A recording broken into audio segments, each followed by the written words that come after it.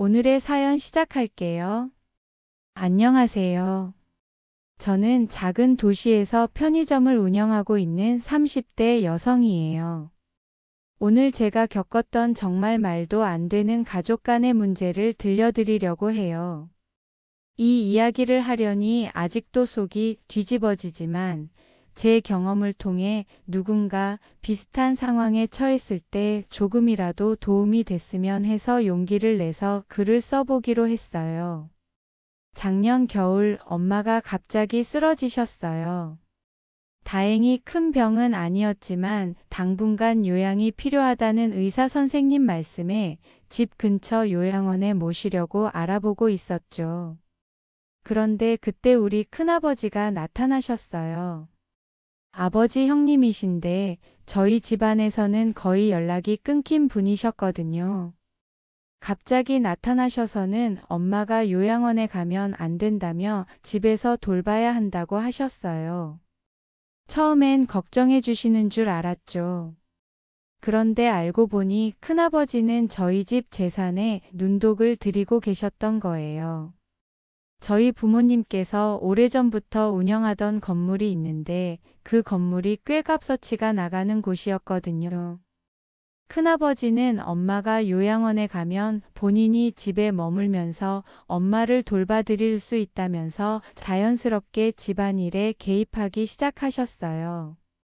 처음엔 큰아버지가 그렇게까지 나쁘진 않다고 생각했어요. 하지만 점점 이상한 일이 생기기 시작했어요. 엄마가 요양 중인데도 불구하고 큰아버지는 매일같이 집에 찾아와서는 중요한 서류들을 살펴보라며 부모님 방에 드나들었어요. 그러다 어느 날 엄마의 통장과 도장을 발견했는데 그것들이 사라진 걸 알게 되었어요. 엄마께 여쭤보니 큰아버지가 잠깐 맡아두겠다며 가져갔다고 하더라고요. 이유를 물으니 긴급 상황에 대비해서라고만 하셨대요. 그런데 그날 저녁 은행에서 문자가 왔어요. 엄마 명의의 통장에서 큰 금액이 인출된 거예요. 바로 엄마께 말씀드렸더니 믿기지 않는다는 표정으로 큰아버지를 의심하지 말라고 하셨어요. 엄마는 아직도 큰아버지가 좋은 사람이라고만 생각하시더라고요. 그러던 중 더 충격적인 사실을 알게 되었어요. 큰아버지가 저희 집 건물을 담보로 대출을 받으려고 했다는 걸 알게 된 거예요. 부동산 중개업소에서 전화가 왔는데 건물 소유주인 엄마의 동의 없이 진행된 계약이었다면서 확인차 연락을 준 거였어요. 그제야 큰아버지가 왜 갑자기 나타나서 엄마를 요양원에 보내지 못하게 했는지 알 것 같았어요. 엄마에게 이 사실을 말씀드리려 했지만 큰아버지는 이미 엄마를 설득해 놓은 상태였어요. 자신이 모든 걸 해결해 줄 테니 걱정하지 말라는 말만 계속 반복하며 엄마를 안심시키고 있었죠. 엄마는 큰아버지가 진심으로 걱정해 주는 줄 아시더라고요. 아무리 제가 사실을 설명해도 믿으려 하지 않으셨어요. 결국 저는 직접 행동에 나서기로 했어요. 변호사 선생님을 만나 상담을 받고 법적으로 대응할 방법을 찾기 시작했죠. 그리고 경찰서에도 상황을 설명하며 조언을 구했어요. 그 과정에서 알게 된 건 이런 경우가 생각보다 많다는 거였어요. 특히 노부모를 이용해 재산을 노리는 친척들의 사례가 적지 않더라고요. 큰아버지는 제가 움직이기 시작하자 태도가 조금씩 바뀌기 시작했어요.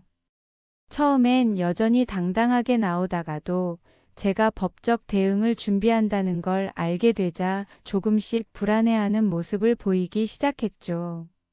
그러면서도 여전히 엄마에게는 자신이 피해자인 것처럼 이야기하며 저를 나쁜 딸로 몰아가려고 했어요.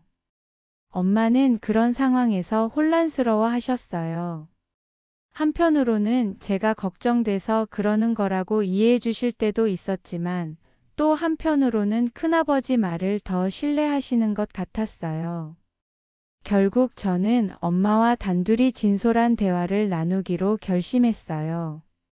평소 엄마가 좋아하시던 따뜻한 차를 준비하고 마음을 열 수 있도록 천천히 이야기를 시작했죠. 엄마께는 이렇게 말씀드렸어요. 제가 지금 하고 있는 일은 엄마를 지키기 위한 거라고요. 그리고 우리가 지금 겪고 있는 일이 얼마나 위험한 상황인지 하나하나 차분하게 설명했어요. 처음엔 여전히 큰아버지를 믿으시는 눈치였지만 제가 모아온 증거들을 보여드리고 상황을 구체적으로 설명하니 점점 표정이 변하시더라고요. 그렇게 몇 시간 동안 대화를 나눈 끝에 엄마도 이제야 상황의 심각성을 깨닫게 되셨어요. 큰아버지가 왜 갑자기 나타났는지, 왜 통장과 도장을 가져갔는지, 왜 건물 담보 대출을 시도했는지 이제야 이해하신 거예요. 엄마는 충격을 받으셨지만 그래도 이제는 제가 하는 일을 믿어주시기로 하셨어요. 그 후로 우리는 함께 대응하기로 했어요. 먼저 엄마 명의의 모든 계좌를 정리하고 새로운 통장을 만들었어요. 그리고 건물 관련 서류들을 안전한 곳에 보관했죠. 큰아버지도 이제는 더 이상 집에 자주 오지 않았어요. 아마도 우리가 모든 사실을 알고 있다는 걸 알게 되면서 더 이상 무리수를 두기 어려웠던 모양이에요. 그러던 어느 날 큰아버지가 갑자기 찾아왔어요. 하지만 이번엔 예전처럼 당당한 모습이 아니었어요. 오히려 다소 초조해 보이는 모습이었죠. 엄마께는 미안하다는 말씀만 반복하시더라고요. 그리고는 자신이 잘못했다는 것을 인정하며 모든 걸 원래대로 돌려놓겠다고 하셨어요. 저는 그 모습을 보면서 참 많은 생각이 들었어요. 사람이 돈 앞에서는 어떤 모습으로 변할 수 있는지, 그리고 가족이라는 이름으로 얼마나 쉽게 사람들을 배신할 수 있는지를 실감했죠. 물론 큰아버지가 잘못을 인정하고 돌아섰다는 건 다행이었지만 그 과정에서 우리가 겪었던 상처는 쉽게 치유되지 않을 거예요. 엄마는 큰아버지가 다시는 이런 일을 벌이지 않을 거라고 믿으시는 것 같았어요. 하지만 저는 여전히 경계를 늦추지 않기로 했어요. 그리고 앞으로 이런 일이 다시는 일어나지 않도록 모든 서류와 재산 관리를 더 철저히 하기로 결심했죠. 또한 혹시라도 비슷한 상황에 처한 다른 사람들에게 도움이 될 수 있도록 이 이야기를 공유하기로 마음먹었어요. 엄마는 이제 조금씩 회복되고 계세요. 그리고 저는 여전히 편의점을 운영하면서 엄마와 함께 보내는 시간을 소중히 여기고 있어요.